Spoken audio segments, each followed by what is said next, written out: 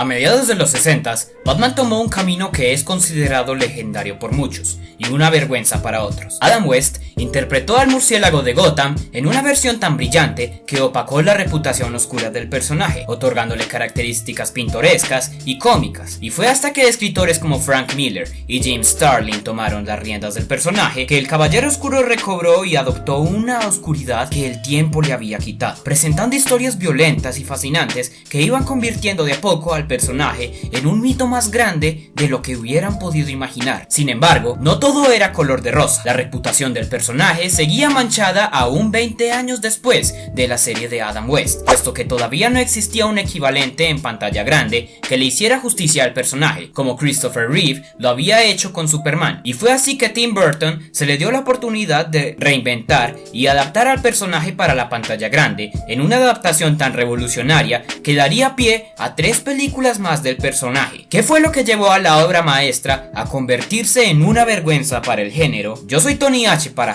#Geek y esta es mi reseña de la saga de Batman de los 90s, Descenso de la Gloria a la Infamia.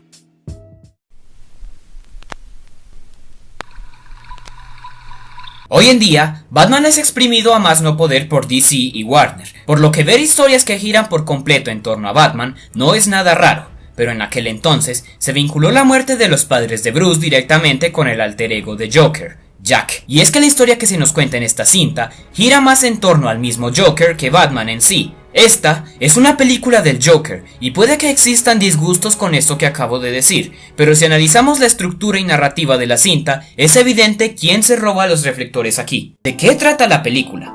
La película no es una historia de origen para Batman. A él nos lo presentan y es poco lo que sabemos de él, más allá de que es un mito para algunos. La película trata sobre cómo Batman ayudó a construir a su némesis, el Joker, y cómo a su vez él siempre estuvo destinado a enfrentarse al príncipe del crimen. El Joker creó a Batman asesinando a sus padres, y Batman construyó al Joker al destruir su cordura. Joker muere de una forma bastante cruda, pero al final su mensaje es claro. Él fue quien rió en última instancia. La película tiene una trama sencilla, pero está tan bien desarrollada que en 90 minutos no se queda corta, no se siente muy apresurada ni muy lenta, y nos muestra una versión del Joker más enfocada a ser una mente criminal, que a pesar de que ha perdido su cordura y parece ser un psicótico de primera, muestra ser calculador y con metas claras. Él es la estrella de la película. Sin embargo, la trama del romance entre Vicky Vale y Bruce Wayne le dan un balance a la película que hacen que no se sienta todo sobre el Joker, siendo el único aspecto de la trama que pudo quedar algo inconclusa hablando del tiempo y desarrollo de Bruce Wayne, pues Batman y Bruce Wayne deberían tener un equilibrio como uno solo, pero que a su vez se vea la diferencia uno de otro. Sin embargo, tanto Bruce como Batman se sienten como coestrellas. La película también se toma la libertad de tocar temas como la muerte y las relaciones sentimentales, que se sentían tan reales que opacó por mucho la relación caricaturesca y bochornosa de Lois Lane y Superman, además de la reinvención oscura del personaje, haciéndolo violento y mostrando que no tenía miedo a asesinar. Le da una identidad a la cinta que no solo no se veía en ese entonces y que difícilmente vemos en nuestros días. La película termina con un mensaje claro: Batman no es un enemigo. Él es un vigilante y protector. Este era el inicio de una leyenda.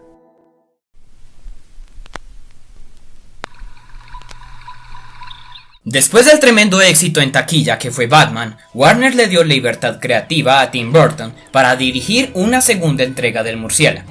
Pero ya que había asesinado a su némesis por excelencia en la entrega anterior, Burton pensó en otro villano icónico para hacer el contrapeso del héroe. Y la respuesta fue el Pingüino. Y como no quería que su secuela cayera en la repetición, eliminó a Vicky Vale de la vida del murciélago para darle lugar a un personaje que ha sido el interés amoroso y al mismo tiempo una villana para el vigilante, Catwoman. Y siendo Batman de 1989 una película pensada para funcionar como una sola, pero abriendo la posibilidad de verlo nuevamente, se pensó en un título que anunciara que el Caballero de Gótica estaba de vuelta. Y así llegó Batman Regresa.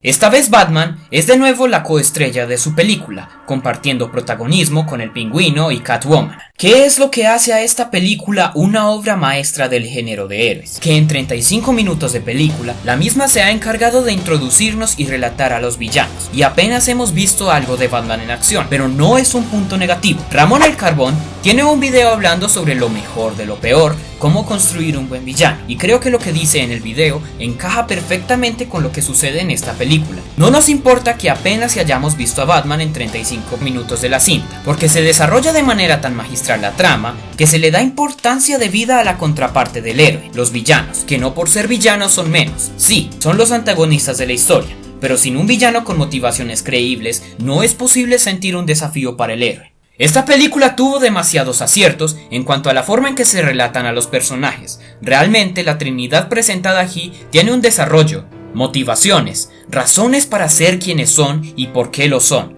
corrigiendo los vacíos que había dejado la entrega anterior, como conocer más a profundidad el carácter de Bruce Wayne. Además de que logra que la parte de la película dedicada a presentar a los personajes no se haga tediosa, y cuando finalmente los tres personajes entran en acción a desarrollar la historia que los conecta, todo sucede de una manera muy ágil sin sentirse apresurado, lo que hace que esta película sea la de mejor narrativa de toda la saga. Pero hay un problema muy evidente: es demasiado oscura, y en lo personal no es algo que me moleste, o no ahora, porque cuando la vi siendo un niño me aterró ver la apariencia grotesca del Pingüino, me incomodaban las escenas de Catwoman, y el hecho de que la película se centre en desarrollar una buena trama y deje de lado un aspecto esencial para estas películas como lo es la acción, hizo que en su momento no fuera de mis películas favoritas. Claro, actualmente prefiero las películas con un tono más serio y oscuro, y no las excusas de películas con matices cómicas que tenemos ahora, pero esta película, con todo y sus aciertos, no fue el éxito que se esperaba, y siendo una película tan cruda y poco apropiada para todos los públicos, marcó el final de la era de Burton.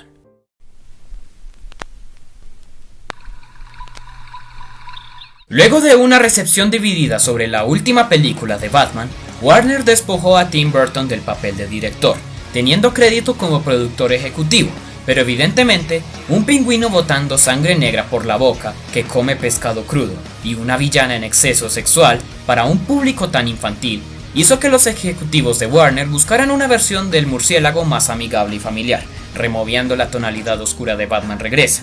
Es ahí donde entra Joel Schumacher, quien presentó una visión que agradó a Warner. Y por otro lado, Michael Keaton no tenía intenciones de dejar la franquicia, pero luego de leer el guión, decidió que él estaba muy por encima de esa historia tan mediocre, por lo que fue reemplazado por Val Kilmer. Todo estaba listo para no solo reafirmar que el Caballero Oscuro regresaba, sino que estaba aquí para quedarse eternamente.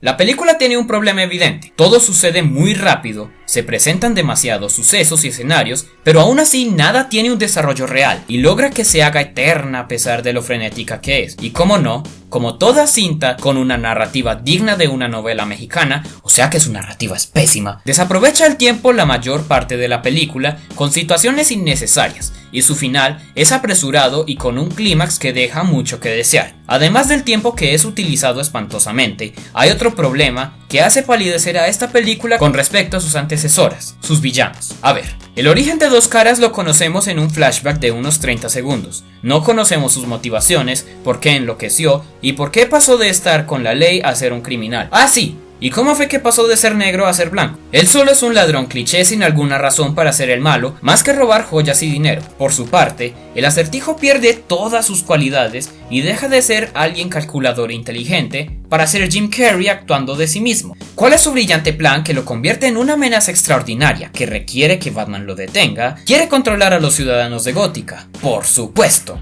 ¿Cómo demonios no?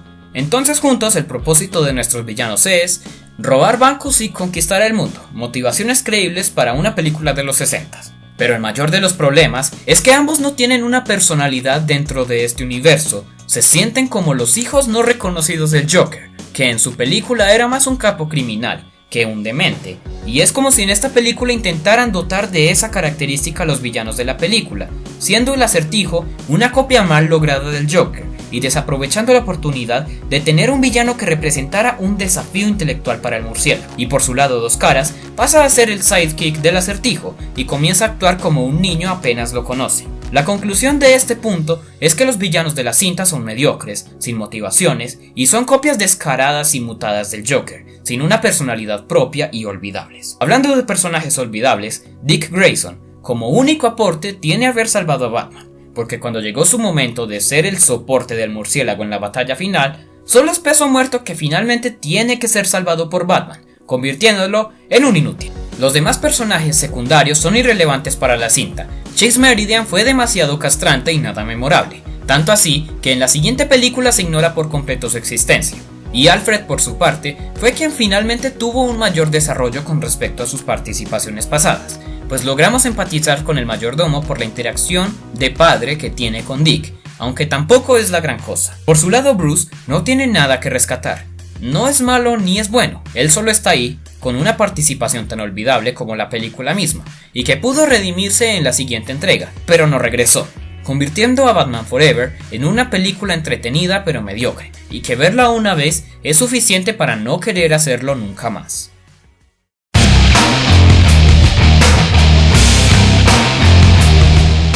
Batman Forever no había sido un éxito rotundo, tuvo críticas mixtas y se hizo evidente que esta nueva dirección que había tomado el personaje estaba enfocada en poder comercializar juguetes, pero no estaba del todo mal, puesto que había superado en recaudación a Batman Regresa de 1992, y en 1996, un año después de que las salas de cine proyectaran Batman Forever por primera vez, Warner ya estaba grabando y preparando Batman y Robin, que, de nuevo, estaría a manos de Joel Schumacher. Pero Val Kilmer no regresaría para darle vida al murciélago, y en su lugar, una estrella ascendiente de renombre tomaría su lugar, George Clooney, y además se sumarían al proyecto megaestrellas como Arnold Schwarzenegger y Uma Thurman, además de Alicia Silverstone. Con un elenco de lujo y un director con éxitos en el cine que lo respaldaban, ¿qué podía salir mal? ¿Qué? ¿Estás retándome?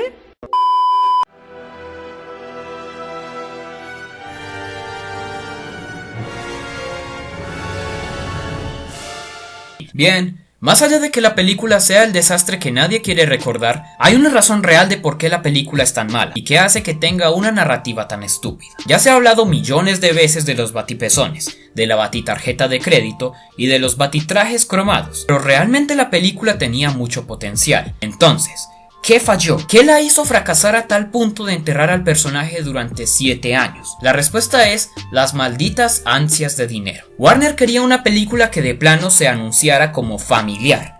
Una película dirigida a todos los públicos, especialmente a niños. Querían alejarse de cualquier forma posible de lo que había sucedido con Batman Regresa, y le dieron libertad creativa a Joel Schumacher para crear esta película. No hay punto de comparación entre esta película y las 3 entregas anteriores, por eso es difícil creer que lo que alguna vez fue Batman de Tim Burton, con un desarrollo de personajes tan bien llevado, tenía algo que ver con esta aberración que llevaba todos los puntos negativos de Batman Forever a otro nivel. El villano principal, o sea Frío, es una versión cómica y nada imponente del villano. A lo largo de toda la película dice 27 bromas de doble sentido referente al frío o a congelarse. ¿Qué extinguió a los dinosaurios? ¡La edad de hielo! Poison Ivy es por mucho de lo poco rescatable de la película, y sí, es tan mala que ella es algo rescatable, debido a que dentro de su naturaleza caricaturesca es la única que nos muestra una pequeña evolución de su personaje, pero es que ella es una copia de Gatúbela de 1992, era insegura, fue asesinada por su jefe, ella lo mata a él y se vuelve una diva psicótica que enamora a Batman con sus encantos. Pero aún así, ni con la actuación de Uma Thurman se rescata a este personaje, y el mayor de los desperdicios, Bane. Un personaje con tanto por explotar, un villano que fue capaz de quebrantar a Batman en varias ocasiones. Pasa a ser un guardaespaldas inútil que solo sabe gruñir su nombre como si fuese un Pokémon. Batman y Bruce Wayne son la peor versión del personaje en el cine, no son nada carismáticos o rescatables, planos sin motivaciones, desarrollo o algo que nos haga empatizar con él. No es culpa del actor, es culpa del guión que está hecho para niños. Robin pasa a ser más castrante e inútil en personalidad, porque en esta película Batman tiene que estar salvándole el trasero todo el tiempo. Entonces, ¿cuál es su propósito si solo es peso muerto que hay que rescatar? Y si eso no es suficiente, cojamos a Robin y hagámoslo mujer y ¡pum! Batichica, otro personaje inútil que no aporta nada. La película realmente no cuenta una historia, porque no desarrolla personajes, hechos o situaciones. Solo está ahí siguiendo y siguiendo hasta que llegue una razón para mostrar una escena cómica o de acción, entre muchas comillas. Cuando era niño me encantaba esta película, especialmente porque fue la primera que vi del murciélago en live action. Antes de eso, solo lo había visto en la serie de The Batman, que fue la serie con la que crecí del murciélago. Sin embargo, cuando vi Batman Inicia, me percaté de todo lo que estaba mal, y es una verdadera pena, porque la película tenía mucho potencial, pero muchas irracionalidades a su vez. La película fue un fracaso en taquilla y Warner estaba preparando una nueva versión más oscura de Superman llamada Superman Lives, una versión más oscura del Hijo de Krypton que iba a ser dirigida por Tim Burton, que a mí me hubiese gustado conocer, pero Batman y Robin se encargaron de enterrar cualquier otro proyecto que se tuviera de DC durante mucho tiempo. Joel Schumacher tenía planeado una última entrega de Batman, Batman Triumphant, en la que el espantapájaros, Harley Quinn y Joker se encargarían de devolverle a la franquicia el tono oscuro con el que todo comenzó, pero Warner no le dio luz verde, a la vez que canceló Superman Lives. Durante los próximos años se planearon películas que siguieran la saga, como Batman del futuro, Nightwing o Batman Year One, siendo todas canceladas y reiniciando la saga de Batman con Batman Inicia en 2004, que sí se quedó con algunos conceptos de lo planeado para Batman Year One y que le dio esperanzas al murciélago de impactar al público otra vez, pero esa es una historia para después. Eso ha sido todo, geeks. Los invito a que le den pulgar arriba, se suscriban y me sigan en mis redes sociales. Yo soy Tony H para #geek y si te gustó el video, nos vemos en la próxima.